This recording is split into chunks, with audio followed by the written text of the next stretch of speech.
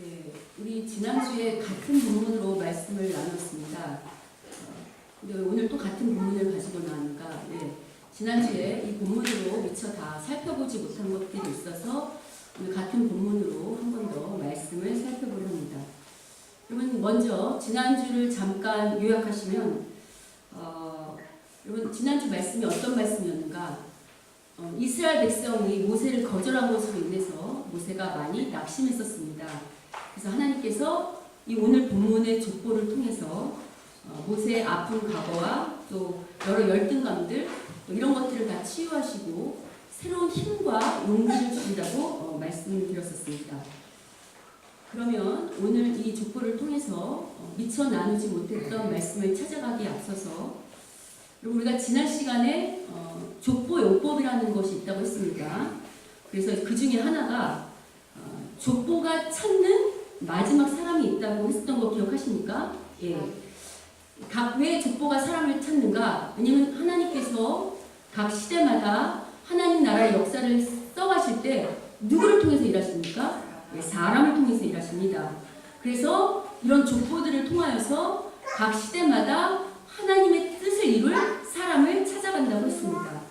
그래서 여러분 오늘 이 족보에서도 마지막으로 찾는 사람들이 있는데 바로 누구였죠? 모세와 아론입니다. 근데 여러분 우리가 여기서 잠깐 생각해 볼 것이 있는데 여러분 출애굽의 역사를 써나갈 때 그 하나님의 리더로 그리고 가장 중추적인 역할을 하도록 부름받은 지도자는 누구였습니까? 모세였습니다.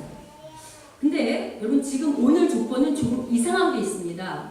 어느 것이 이상한가? 오늘 족보의 20절을 한번 보십시오.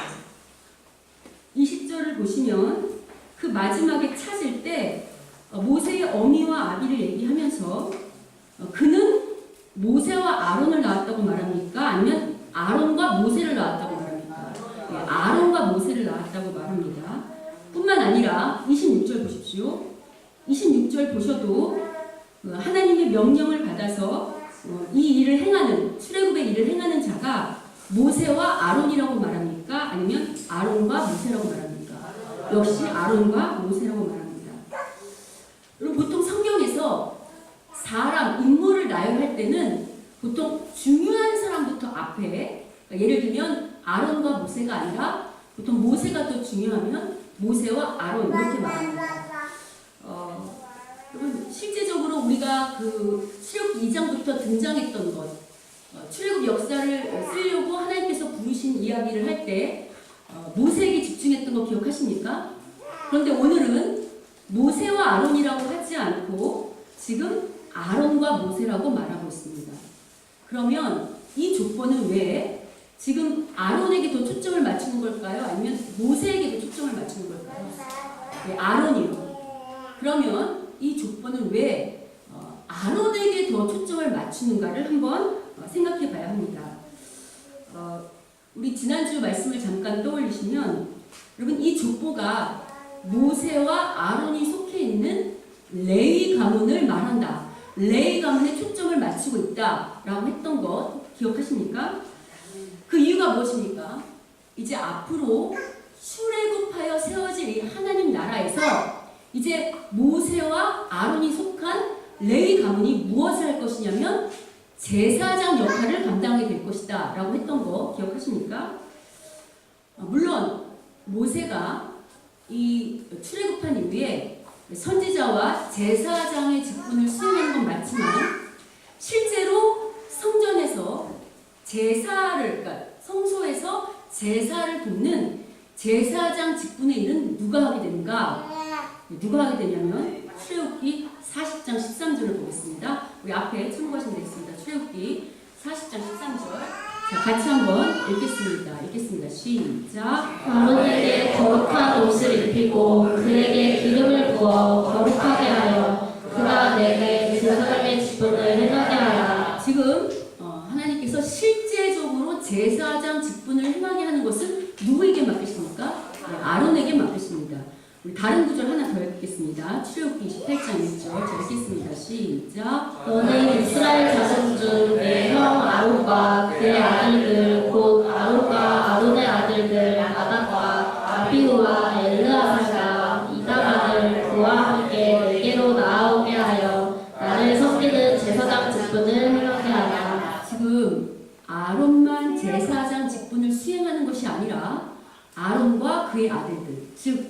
아론의 후손들이 실제적인 제사장 직분을 수행하게 되도록 하나님 명령하시는 거 보이십니까? 자, 그러면 우리가 이런 질문을 할 수 있는데요. 지금 하나님께서 이 족보를 통해서 모세의 권위만 세워주시는 것이 아니라 누구의 권위도 세워주시는 것이죠? 아론의 권위도 세워주시는 것입니다. 그러면 하나님께서는 왜 갑자기 이렇게 아론의 권위를 세워주시는가? 라는 질문을 할 수 있을 것입니다. 여러분, 이런 질문에 대한 답을 알기 위해서는요, 제가 항상 그 본문에 말하는 핵심을 알려면 전후 문맥을 살펴봐야 한다 그랬죠. 이 족보가 나오기 요 앞에 어떤 일이 있었냐면, 여러분 6장 12절을 보십시오. 오늘 본문에 조금 더 앞선 6장 12절을 보시면, 지난번 모세가 낙심하여서 출애굽이라는 이 사명 그만두겠다고 말할 때 12절의 마지막을 보면 뭐라고 말을 하면서 출애굽 사명을 그만두겠다고 합니까? 나는 입이 둔한 자이다. 여러분, 입이 둔한 자라는 건 어떤 말이라고 했죠? 나는 말을 잘 못한다. 여러분, 모세가 나는 말을 잘 못한다고 핑계댄 건 여기가 처음입니까? 아니면 전에도 있었습니까? 예, 언제 그런 핑계를 댔냐면, 기억하시겠지만 호렙산, 미디안의 호렙산 광야에서 하나님께서 모세를 부르실 때 5번이나 거절하는 그 마지막 거절에 모세가 뭐라고 말했었냐면, 나는 말을 잘 못하니까 나 말고 보낼 만한 자를 보내달라고 하나님께 이야기했던 거 기억하십니까? 그리고 그럴 때 하나님께서 모세를 책망하시는 것이 아니라 어떻게 하셨죠? 네 형, 네가 말을 잘 못하니까 너 대신 말을 잘할 수 있는 형 아론을 붙이겠다고 약속하셨습니다. 그래서 이제 어떻게 돼야 하냐면, 하나님께서 모세에게 말씀을 하시면 이제 그 말을 모세가 누구에게 전달합니까? 아론에게. 그럼 아론은 이 말을 다시 누구에게 전달해야 되죠? 이스라엘 백성에게 모세의 대언자가 되어서 전달해야 됩니다. 그래서 오늘 하나님께서 이 족보를 통해서 아론의 권위를 세워주시는 것은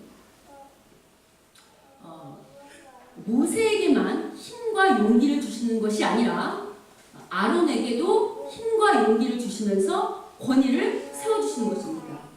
왜 이런 절차가 필요한가를 잘 생각해 보시면, 여러분, 우리가 이미 이스라엘 백성을 알고 있지만 이스라엘 백성이 하나님 말씀에 잘 순응하며 순종하는 백성입니까? 아니면 목이 곱고 교만한 백성입니까? 목이 곱고 교만한 백성입니다.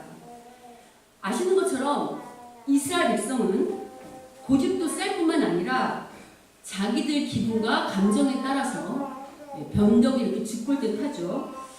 그래서 여러분 잘 생각해 보시면, 하나님이 리더로 세운 모세의 권위도 혹은 모세의 말도 듣지 않는데, 만약에 아론이 모세의 대언자라고 하고 나섰을 때 이스라엘 백성이 어떻게 반응하기 쉽겠습니까? 아마도 이렇게 반응했었을지도 모릅니다. 아론, 쟤까짓 게 뭔데 우리에게 이렇게 지도자 역할을 하려 하는가? 혹은 형제끼리 하나가 돼서 다 한다는 등, 자기들끼리만 한다는 등 여러 가지 말들로 아론을 무시했을 수 있습니다. 근데 하나님은 지금 이 족보를 통해서 모세의 권위만 세워주는 것이 아니라 누구의 권위도 세워주시는 거라고요? 예, 아론의 권위도 이스라엘 백성 앞에 세워주시는 것입니다. 자, 그럼 우리가 여기서 잘 생각해 볼 게 뭐가 있냐면, 지금 하나님께서요, 아론의 권위를 이토록 세워주시는 것은 누구의 연약함을 보완하기 위해서죠? 누구의 연약함을 보완하기 위해서 아론을 세워주시는 것입니까? 이스라엘입니까? 네, 모세요. 말을 잘 못하는 모세의 연약함을 보완하기 위해서 아론을 세워주시는 것입니다. 근데 여기서 우리가 잘 생각해 보면요, 그럼 모세가 말을 잘 못한다는 것은 하나님 나라 지도자로서는 아주 치명적인 약점입니다. 왜냐하면 여러분, 하나님 나라는 뭘로 세워질까요? 하나님의 말씀으로 세워집니다. 근데 하나님의 말씀을 전달해야 될 모세가 그 말씀을 잘 전달할 능력이 없다고 한다는 것은 아주 치명적인 약점이겠죠. 자, 그러면 보통은 세상은 이럴 때 어떻게 합니까? 세상에서 어떤 일을 감당할 때 그 사람을 쓰려고 할 때 이렇게 치명적인 약점이 있을 때는 어떻게 합니까? 세상은 보통 그만두라고 합니다. 그러니까 그 사람 말고 그 일을 잘 감당할 수 있는, 그러니까 모세의 경력뿐만 아니라 모세처럼 하나님 말씀을 잘 전달할 수 있는 능력을 갖춘 사람을 새로 뽑지 않겠습니까? 예. 그런데 지금 하나님께서 모세의 약점을 가지고 그만두라고 하지 않으시고 오히려 아론에게 권위를 세워주시고 모세와 함께 협력하여 선을 이루도록 세워주신다는 것은 뭘 알 수 있는가? 하나님 나라는 어떤 특별한 사람, 어떤 특별한 능력을 가진 한 사람이 세워가는 것이 아니고 하나님이 부르신 백성들끼리 서로 협력하여 선을 이루어가는 나라라고 말씀하는 것입니다.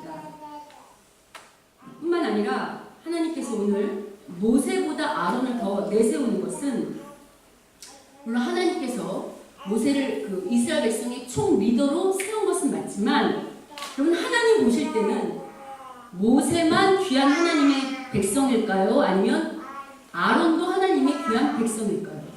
네. 모세와 아론만 하나님의 귀한 백성이 아니라 이스라엘 백성 한 사람 한 사람이 다 하나님 보실 때는 어떤 백성일까요? 귀한 백성이라는 것입니다. 따라서 앞으로 모세는 자신이 리더이지만 아론도 귀하게 여겨야 되고요. 또 이스라엘 백성도 마찬가지입니다. 하나님이 모세를 세워준 리더라고 모세만 귀하게 여기면 되는 것이 아니라 누구도 귀하게 여겨야 합니까? 아론도 귀하게 여겨야 합니다. 그래서 서로가 서로를 어떻게 바라봐야 하는가? 하나님이 붙여주신 조력자요, 동역자로 서로가 서로를 귀하게 대접해야 한다는 것입니다.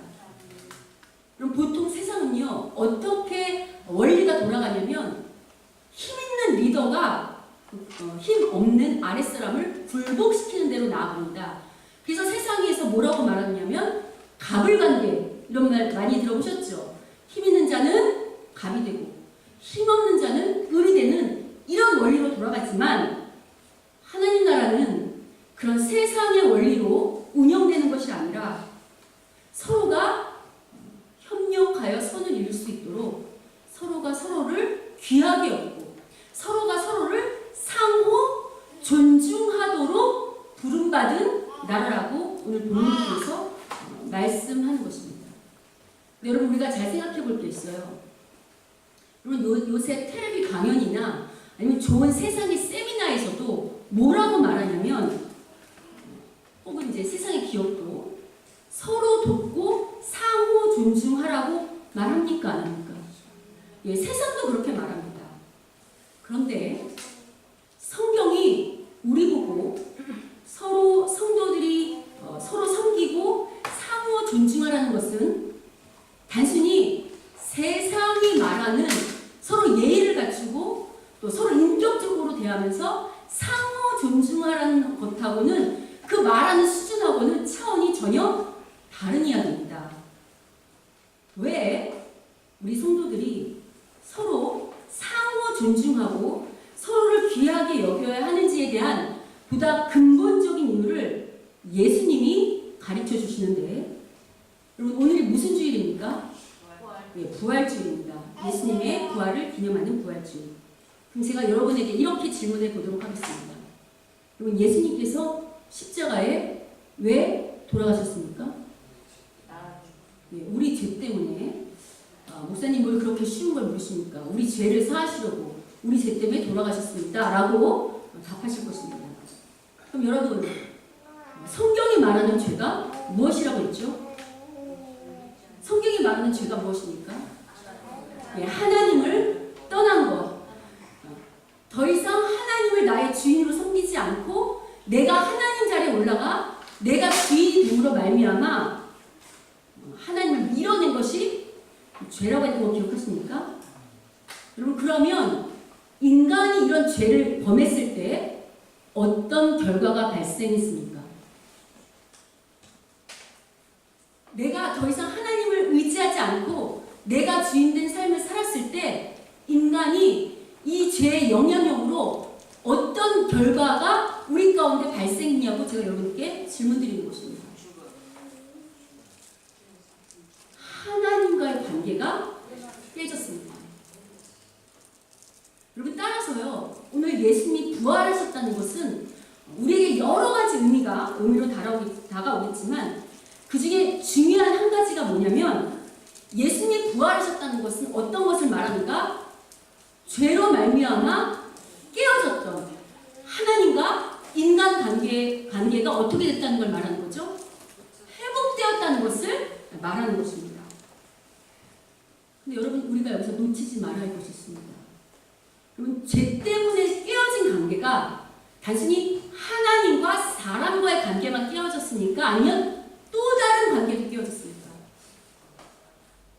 예, 죄로 말미암아서 깨어진 관계는요, 하나님과 사람의 관계만 깨어진 게 아니고요, 하나님께서 우리에게 이 피조세계를 주셨죠? 근데 사람과 이 피조세계의 관계도 깨어졌을 뿐만 아니라 누구와 누구의 관계도 깨어졌을까요? 사람과 사람의 관계도 깨어졌습니다. 그래서 여러분이 잘 기억하시면 창세기 3장에 선악과를 따먹은 이후에요, 첫사람이었던 아담과 하와, 이 사람들 어떤 관계입니까? 서로 부부관계입니다. 그런데 그 죄를 범하자마자 가장 사랑하고 가장 한 몸이 되어서 서로 존중하고 섬겨야 하는 이 부부관계가 깨어진 것을 상징하는 이야기가 등장합니다. 뿐만 아니라 창세기 4장에는 어떤 이야기가 등장합니까? 가인과 아벨의 이야기가 등장하는데, 그럼 가인과 아벨이 어떤 관계입니까? 형제 관계입니다. 이 형제 관계가 죄로 말미암아 어떤 일이 발생했다고 고발하죠, 성경이? 형이 동생을 죽여버리는. 그래서 창세기 3장과 4장은 무엇을 우리에게 고발하고 있냐면, 하나님을 떠나서 자신이 주인된 이 인간, 이 범죄한 인류가 앞으로 그들이 사는 모습이 어떠냐고 말할 때, 그들은 형제를 살인하고도 전혀 죄책감을 느끼지 못하고 뻔뻔한 대로 나아가는 그 지경까지 가는 그런 사람들이 될 거라고 고발하는 것입니다. 여러분, 생각을 해보십시오. 형제를 죽이기도 하는데 남한테는 오죽하겠습니까? 그래서 창세기 4장에 우리에게 고발하는 건 뭐냐면요, 이제 하나님을 떠난 죄인들은 이제 서로가 서로를, 사람과 사람이 어떻게 대할지, 인간관계가 얼마나 파국으로 치달을지를 보여주고, 그리고 이 죄된 인간 세상이 어떤 관계가 형성되는 세상이 될 것인지를 우리에게 고발해주는 이야기인 것입니다. 여러분, 이처럼 죄의 영향력이 우리의 인간관계를 깨는 대로 나아갔다는 것을 잘 보여주는 한 예가 있는데요. 여러분, 잘 생각해보시면 보통 사람들이 처음 결혼할 때, 부부가 서로 처음 결혼할 때 뭐라고 하면서 결혼하죠? 보통 이렇게 말하면서 결혼합니다. 너 없으면 죽는다고. 너 없이는 정말 못 산다고. 그러니까 나랑 결혼해달라고 고백하고 결혼합니다. 근데 얼마큼 살다 지나서 세월이 지나면 뭐라고 고백합니까? 너 때문에 못 살겠다고. 너 때문에 내가 죽겠다고 고발합니다. 이야기합니다.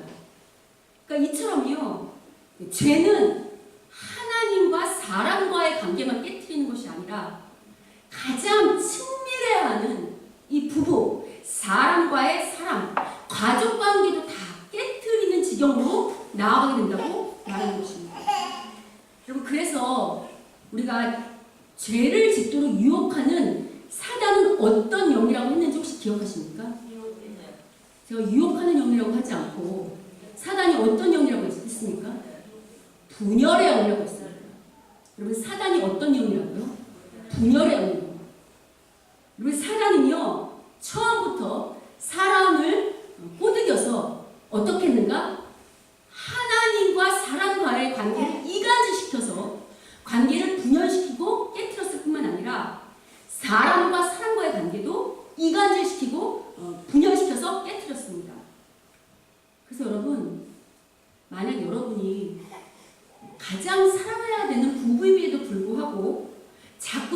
싸우고 다툰다면 이것은 누구의 계략이 넘어가는 것입니까? 사단의 계략에 넘어갔습니다. 사단이 가정을 파괴시키려고 서로가 서로 간에 자꾸 분열의 영으로 우리를 꼬여내는 것입니다.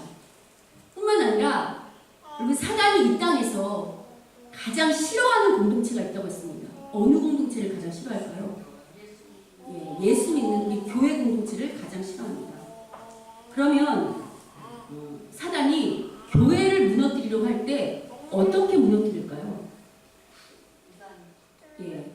사단이 분열의 영으로, 이간질의 영으로 하나님과 성도의 관계를 깨뜨리고, 또 분열과 이간질의 영으로 성도와 목사의 관계를 깨뜨리고, 또 성도와 성도의 관계를 깨뜨리는 것입니다.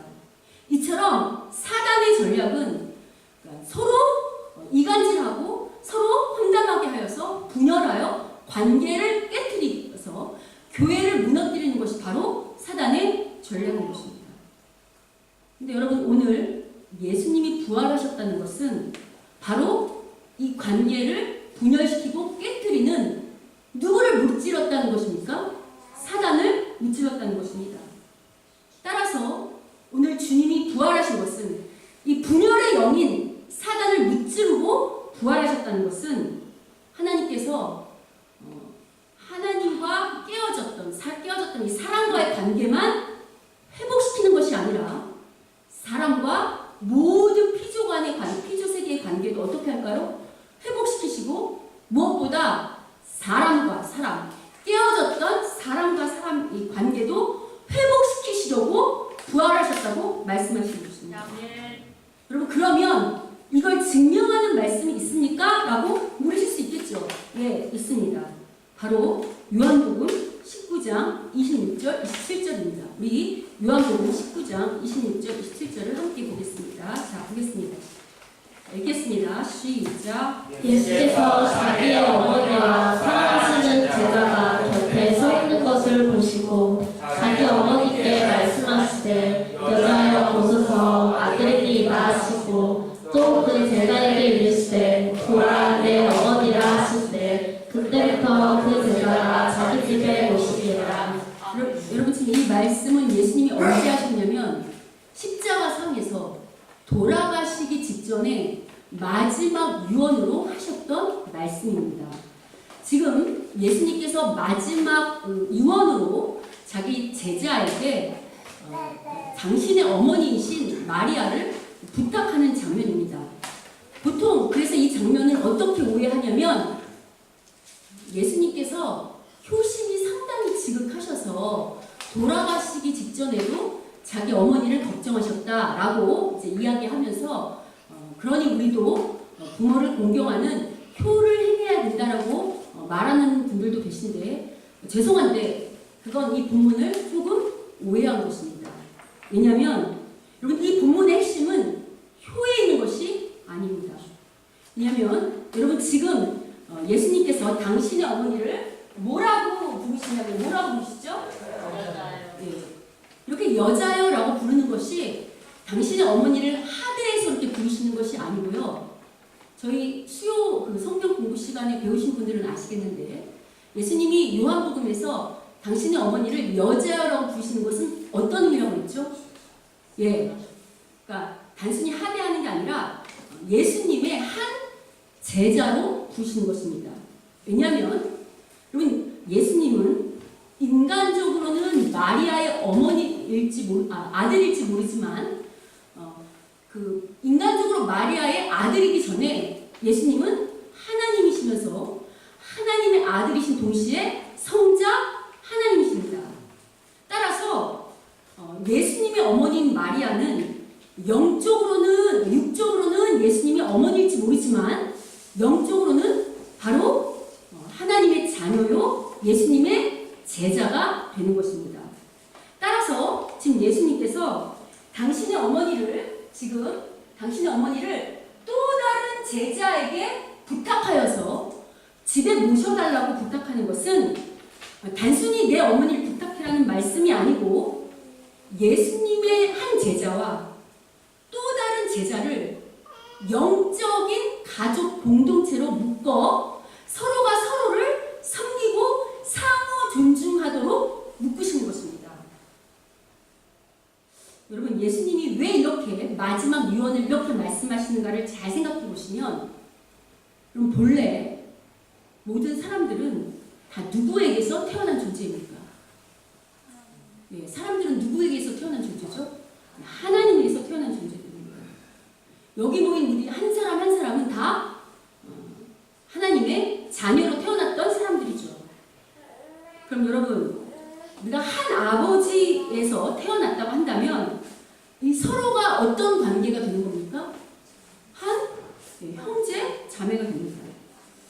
그래서 여러분, 속담에 그런 말 있지 않습니까? 왜 피는 물보다 진하다. 또 팔은 안으로 굽는다. 그러면 원래는 어떻게 되냐면 이런 말이잖아요. 이게 우리가 남보다는 피를 나는 형제, 자매, 그리고 내 가족을 먼저 챙기게 된다, 이런 말이죠. 근데 본래 사람은 타락하기 전에는 이처럼 서로가 서로를 챙기고 존중하고 아끼고 살게 되었는데, 앞서 언급한 것처럼 죄가 우리의 관계를 어떻게 했다고요? 다 깨트렸다고요. 자, 그래서 이제 예수님의 이 십자가의 죽으심과 부활로 말미암아 이제 우리들은 누구의 피로 새롭게 태어난 존재가 된 것입니까? 예수님의 피로 새롭게 태어난 존재가 된 것입니다. 자, 그럼 제가 여러분에게 이렇게 질문할 텐데, 우리 전도석 형제님, 제가 이렇게 여쭤보겠습니다. 혈액형이 무엇이십니까? 혈액형. A형이요? 그러면 우리 칠목 자매님은 혈액형이 어떻게 되시죠? O형이시죠. 그럼 여러분, 저는 혈액형이 뭐냐고 한번 여쭤봐 주시겠습니까? 네, 저는 C형입니다. 제가 왜 이렇게 말씀드리는가? 우리는 다 크라이스트, 그리스도의 피로 새롭게 태어난 하나님의 백성입니다. 제가 지금 반농담식으로 제 혈액형을 C형이라고 말했지만, 제가 앞서서 언급한 것처럼 본래 성경은 우리가 한 영적인 가족 공동체였지만 그 관계가 깨짐으로 말미암아 지금 예수님의 십자가에 죽으시고 부활이 우리를 다시 어떻게 했다고요? 깨어졌던 관계를 회복하고 한 영적 공동체로 묶었다고 말하는 것입니다. 그래서 여러분, 옆 사람 한번 보십시오. 옆 사람 한번 보십시오. 한번 보십시오, 옆 사람. 자, 여러분, 이 옆 사람이 나와 어떤 관계라고 성경이 말하는 것입니까? 예수님의 피를 나눈 한 영적인 가족 공동체로 말하는 것입니다. 여러분, 그래서 우리가 교회 안에서 남자나 여자를 부를 때 뭐라고 부릅니까? 그래서 형제님, 자매님 이렇게 부르는 것입니다. 그래서 여러분, 오늘 본문에서도 하나님께서 아론의 권위를 세워주시는 것은 단순히 하나님께서 아론에게 권위만 주려고 하는 것이 아니고요. 지금 하나님께서 모세를 다시 부르시면서 깨어졌던 모세와 하나님 관계가 회복시켰던 것처럼 깨어졌던 누구와 누구의 관계, 아론과 하나님의 관계도 회복하시는 것이고, 또 여러분, 이제 아론이 행하는 일이 뭐냐면 어떤 직분을 맡게 됐다고 했죠? 제사장 직분이요. 그러면 이 제사장이 무슨 일을 하는 거냐면 하나님과 백성을 연결시켜주는 일을 하는 거죠.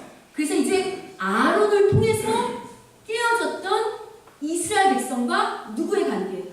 하나님의 관계를 회복시킬 뿐만 아니라 깨어졌던 모세와 이스라엘 백성, 또 깨어졌던 이스라엘 백성과 이스라엘 백성 사이의 관계를 모두 회복시키겠다고 말씀하는 것입니다.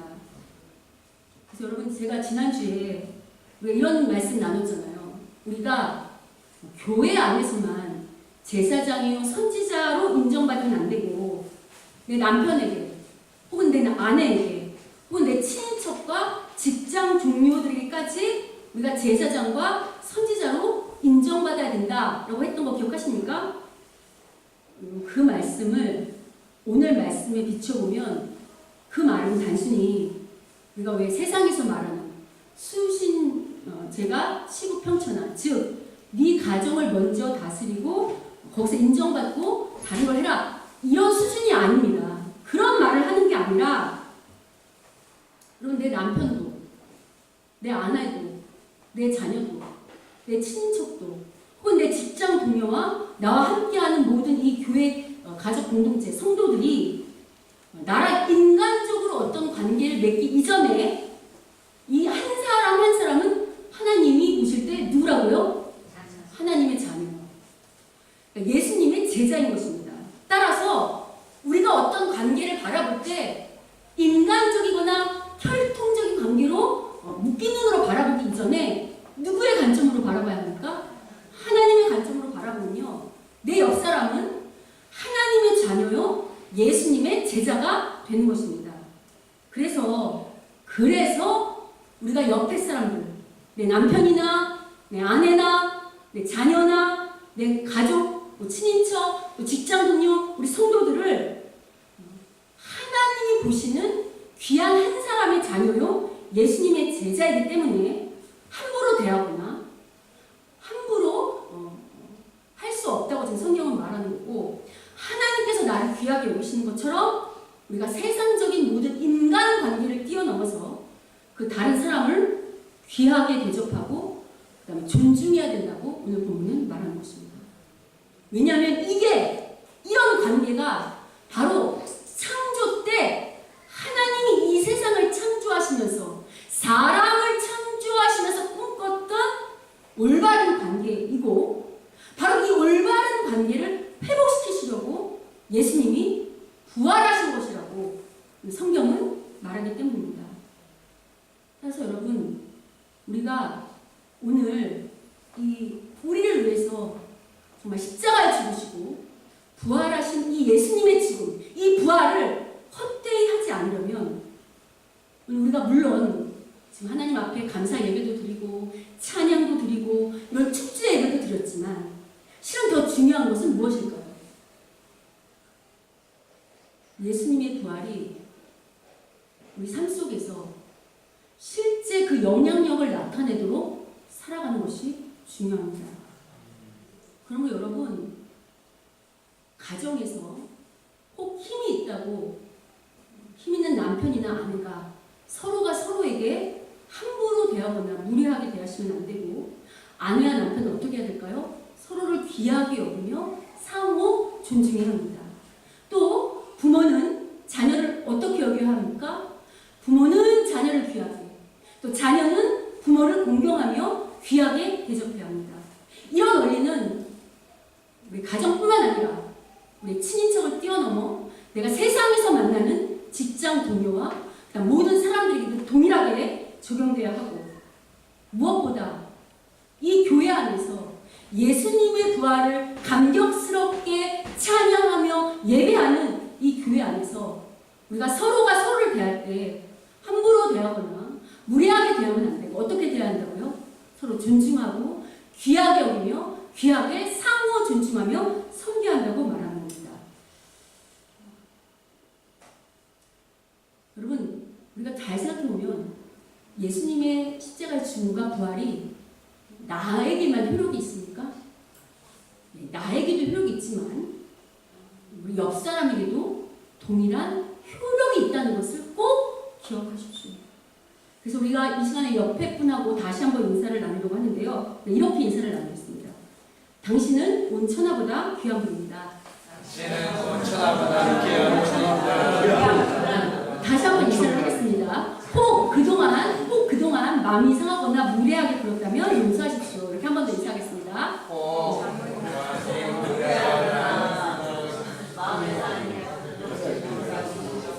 우리 이번엔 다 같이 한번 하겠습니다. 서로가 서로를 존중하는 교회가 됩시다. 네. 여러분, 무엇보다요, 오늘 예수님의 이 부활이 성경에서 더 이상 유대인만이 아니라 예수님을 믿기만 하면 유럽인이나 아프리카인이나 어떤 민족에 상관없이, 어떤 피부색에 상관없이 모두가 다 예수님 안에서 한 영적 가족 공동체가 되는 거 아시죠? 여러분, 이게 예수님이 오셔서 하셔서 가능한 일입니까? 아니면 이미 구약부터 하나님이 꿈꾸셨던 것입니까? 예, 그걸 어떻게 할 수 있는가? 여러분 오늘 본문 6장 15절 보십시오.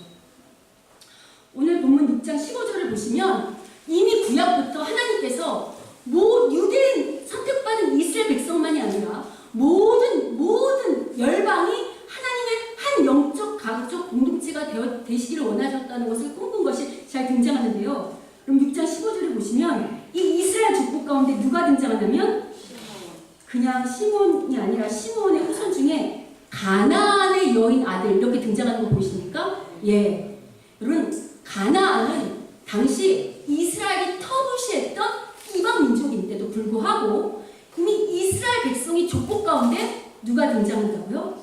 예, 가나안의 여인이 족보 안에 들어갔다고요. 그러니까 이미 하나님은 구약부터 모든 민족과 혈통을 뛰어넘어 한 이스라엘 백성, 하나님을 믿는 영적 가족 공동체를 꿈꾸셨다는 것이 이 말씀을 통해 알 수 있게 됩니다. 그래서 여러분 이스라엘을 하나님께서 이제 앞으로 제사장 나라로 사용하시는 것은 단순히 선택받은 이스라엘 백성만 복받으라는 것이 아니라 제사장인 이스라엘 백성을 통해서 누가 하나님을 모르는 모든 민족이 하나님을 모르는 모든 열방이 하나님을 다시 알게 되는 그런 회복의 통로, 연결의 통로가 되라고 이스라엘 백성을 부르신 것을 꼭 기억하십시오. 여러분 이런 측면에서 오늘 우리도 동일합니다. 왜냐하면 하나님께서 오늘 우리를 아론과 같은 모세와 같은 제사장으로 부르신 것은 단순히 나와 내 가족만 예수 믿고 하나님 앞에 나아가라는 그런 측면이 아니고 나를 통해서 이 제사장인 나를 통해서 한 영혼이라도 그것이 꼭 우리나라 사람이 아니라도 모든 민족과 혈통을 뛰어넘어서 정말 한 영혼이라도 하나님과 회복시키는 하나님과 다시 관계를 연결시키는 통로가 되라고 우리를 부르신 것입니다. 여러분 이런 관점에서 오늘 오후에 우리가 어디를 가죠? 예, 평택에 있는 새생명교회를 방문합니다. 여러분 이 교회는 한국에 와 있는 외국인 노동자를 섬기는 교회인데 제가 이 교회를 방문해서 함께 예배를 드리는 것은 단순히 우리가 섬기거나 돕는 차원이 아니고요. 예수님의 이 부활의 능력이 어떻게 나와 내 가족이나 우리 교회 안에서만 영향력을 끼치는 것이 아니라 모든 피부색을 뛰어넘어 모든 인종을 뛰어넘어 하나님께서 전 우주적으로 전 세계적으로 영적인 하나의 공동체로 묶으셨는지를 보고 경험하게 되는 그런 축복의 시간으로 하나님께 저희를 허락하신 것입니다.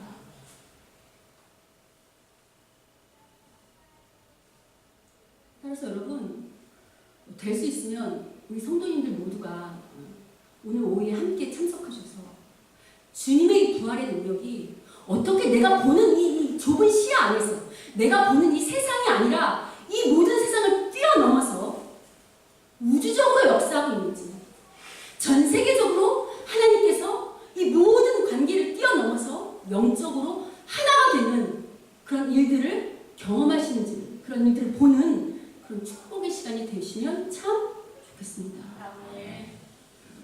그래서 여러분 바라기는 오늘 이 모든 관계를 회복시키려고 부활하신 이 예수님의 능력이 우리 가운데 임하셔서 우리가 서 있는 곳곳마다 사단이 물러가고 우리를 분열시키는 사단이 여기 물러가고 깨진 관계가 회복되는 그래서 영적으로 하나가 되고 협력하여 선을 이루는 그런 역사가 일어나는 주님의 이름으로 축원합니다. 아멘.